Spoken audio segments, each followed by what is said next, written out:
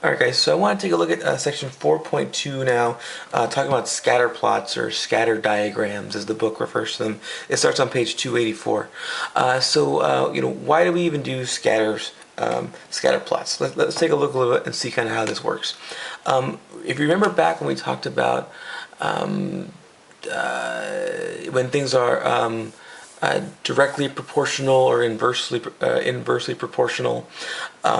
We said like, okay, your paycheck. If you get paid a certain amount of money, that's a direct variation going on right there. So let's just take a look and see what would happen. So let's say you get paid $8 an hour. What would that look like on a graph? Well, if you worked 1 hour, well, these are hours across the bottom. So if you worked 1 hour, then you get paid $8. So let's do 10, 20, 30, 40, 50. Going up the top here. So if you got paid if you worked 1 hour, you'd make $8. That'd be right about here somewhere. If you worked 2 hours, that's $16. So that's right here somewhere. If you work 3 hours, 8 times 3 is 24, so $24. It's up here somewhere. 4 hours, 8 times 4 is 32, that's over here somewhere. And so there it goes. We have a line that looks something like this. And that's your pay. That's how your pay kind of stretches out. And it's exactly a perfect straight line because that's our rule. Our rule is this is how many hours you work and this is how much you get paid. We have a kind of cause and effect going on. There's, you don't make any more money than for how much you get paid. The number of hours you work is exactly what they use to figure out how much you get paid. So it falls exactly on this straight line, perfect straight line. Now that doesn't always happen in the real world.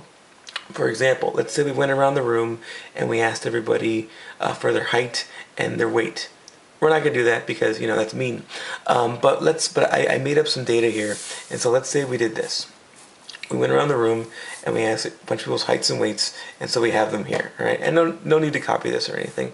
So here we got them. Now, I wouldn't say that your height. If you know somebody's height, you will automatically be able to figure out their weight, knowing nothing else about them, because it doesn't work that way. Some people are tall and don't weigh so much. Some people are short and weigh a little more. Who knows? But there is sort of a relationship going on. If you look at our data here, the shortest person, 61 inches, weighs the least amount. And the tallest person weighs the most amount. And that kind of makes sense. I mean, you're a taller person, there's just more of you, so you weigh more. But it's not a direct, cause and effect going on. So what do? Well, we do the best we can. So what we're going to do is we're going to call our heights our x's, and our weights are y's, and each of these now become a point. This first row is a person. This person was 65 inches tall and 105 pounds. And so that's like one person right there. We're going to treat them like one point. So 65 and 105. So on my XY coordinates down here, let me move my stuff a little bit. There we go, right there.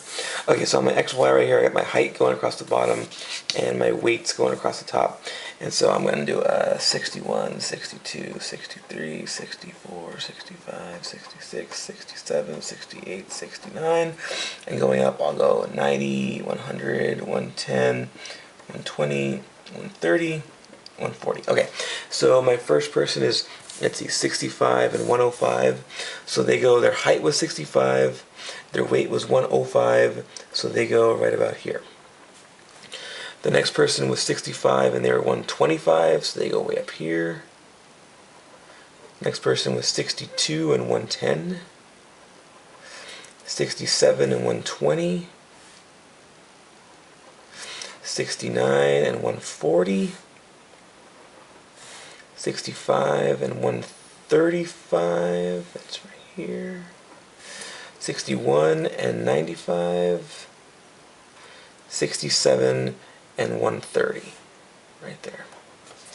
So you can see it's kind of all over the place. It's not exact. There's not an exact straight line, and that's because it's not exact. Height doesn't immediately say what somebody's weight is. different situation than when the number of hours you work and what your paycheck is.